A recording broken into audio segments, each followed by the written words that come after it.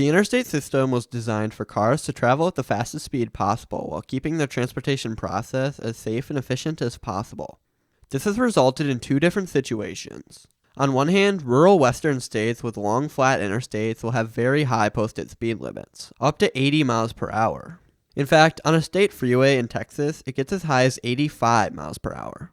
But on the other hand, in urban areas where just fitting the interstate into the surrounding environment is difficult, much lower posted speed limits are found. This then begs the question, where is the lowest speed limit on an interstate highway? I've found many examples for this video and have found the answer, so let's go case by case to attempt to figure this out. Before this video starts though, make sure you do subscribe. I'm trying to hit 100,000 subscribers this coming year, so if you want to help me hit that goal, subscribing is an easy and really helpful way to support me. Thank you. This is the Practice Freeway in Minnesota. It's a section of I-35 East between Minnesota 5 and the St. Paul downtown that was given the title due to its low speed limit, being a great place for new drivers to practice freeway driving. So how slow is it?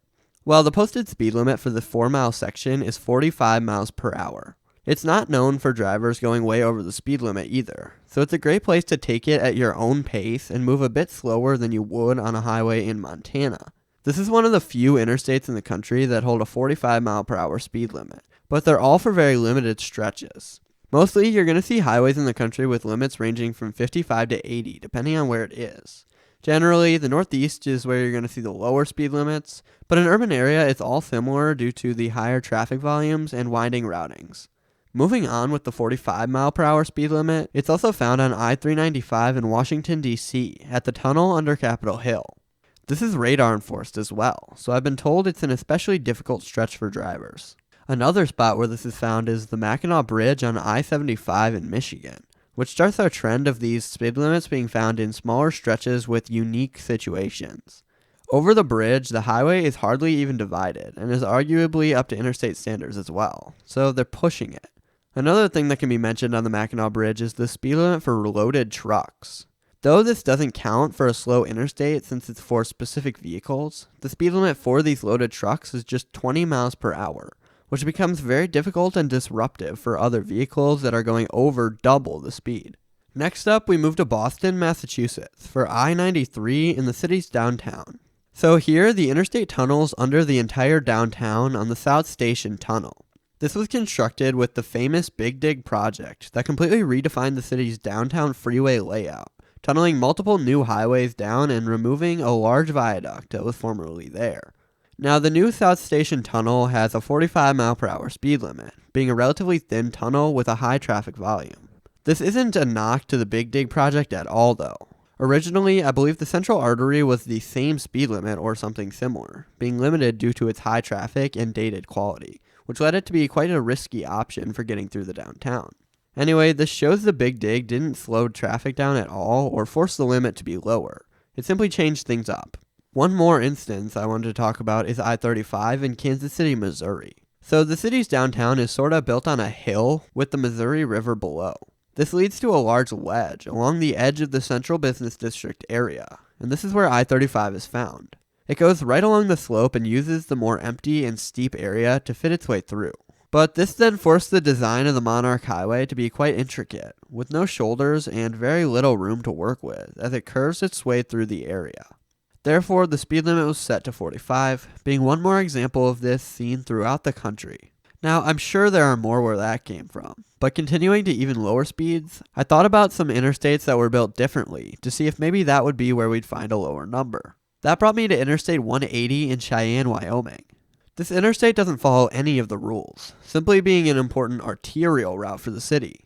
But for the sake of funding, it found its way into the system with the I-80 designation. So I thought maybe that would be the best place to look. And it turns out it gets as low as 40 miles per hour, so this is where it gets included on our list. Another specific area I thought would be a good place to look is at Dead Man's Curve in Cleveland, Ohio. For anyone who doesn't know what this is, Interstate 90 takes a quick turn to the lakeshore around the city's downtown area. It's around a 90-degree angle that happens quite fast, so it's infamous because of that. At this turn, there are cautionary 35-mile-per-hour signs that show you how slow you need to be going as the highway turns. This would be a good example, but it's simply cautionary, so it's not actually posted, and there's no requirement to follow that speed, which means it can't be on the list. Instead then, we turn to Interstate 68 in Cumberland, Maryland, an example seen on a major interstate where it starts to get lower. Within the city, the highway goes down to a posted speed limit of 40 for a long period of time. This is easy to explain, as it's in a very mountainous region, so the interstate was forced to weave its way through the urban area with pretty sharp turns, and more importantly, steep grades on the thin roadway. The 40-mile-per-hour speed limit designation actually makes a lot of sense, and I don't blame them for it. The city of Cumberland is tucked into the surrounding Appalachian Mountains, so just getting an interstate through there must have been a test that came with lots of research and development, so the slow speed limit wasn't their biggest worry. But can we get lower than 40 miles per hour? Well, yes, we can.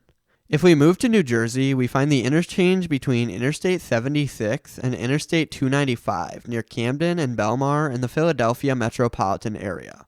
If you come onto 295 going east, you get onto the highway, and the first thing you see is a speed limit sign that is permanently posted at 35 miles per hour. There is then no more speed limit signs until after the next interchange, so it's presumably 35 miles per hour for a good mile on the highway. Now, to get a sense of how crazy this is, the interstate is 5 lanes wide. I have a friend from the area that can attest to the fact that people are also not going anywhere near the speed limit, and if they have the ability to speed up faster, they will do it. This is officially 35 according to the New Jersey DOT, and there's another spot farther down with the same limit, both shown on the website. You can probably tell then that because the video has over a minute remaining, the story is not over, and it gets even lower. So throughout this video, I've done my best not to include ones that might technically count, but are at the very end of an interstate, where obviously they'd be slowing down anyway. One example of this that I feel should be mentioned is Interstate 5 in Blaine, Washington. Now, if you know the city of Blaine, we'll put it together here that this is reduced speed right at the Canadian border. Now, obviously the speed needs to be lowered, with it going down to 25 miles per hour right after the final possible exit before customs. This can then be thought of as an example of 25 miles per hour that is a bit of a freebie. Still, it's also interesting because before the interchange it reduces to 35, which I feel can fairly be on this list since there's another exit before the border. Hence, it's still very much a limited access divided highway used for efficient travel. The real only spot, though, where I can call it an interstate that fairly makes this list is Interstate 78 in Jersey City, New Jersey. This is a spot of interstate highway I've wanted to talk about for a while, since it's one of the best examples of the system simply following no rules. So before the Holland Tunnel, which brings you to New York, Interstate 78 lowers itself and becomes a surface road, since there would be no way to reach the tunnel as a limited access route. This leads the highway to have several intersections and be a simple city street for a short portion. What's the speed limit on this small street? Well, it's 25 miles per hour permanently. So there you go. You can say whatever you like about the highway not being an interstate and being nothing like an interstate, but I'm taking my win here because you can see the posted speed limit right there. Hate the game, not the player. That's our issue solved though. I find speed limits to be another interesting part of the design and creation process of highways across the country. They relate to traffic, grades, curves, and everything else involved, creating the safest possible travel for anyone using them. Whatever your thoughts are on them, they play an important role in our infrastructure. Thanks for watching. Thank you to the members this week: Bunny, Honoshukin, Brock Sanders, Stephen Priestman, SB Wilder, Florida Jake, Sir JC17, Alex Williams, Makita Martinoff, Kurt Ainsley, Jerome McCall, KMS162, JL, Bryson, Rosebud 4, Darkbird, Wolflink73, Snyder Schwein, Benjamin Whitings, Ryan Devins, and Hazev the Wolf. I appreciate you all so much. If you want to become a member, the link is down in the description below. This is just another way to support me if you appreciate the content and want to help me as a person. All the money goes into my savings, so it's just going to be used for college and my life after college. So if you appreciate the videos, it would really help me out a lot. Thank you.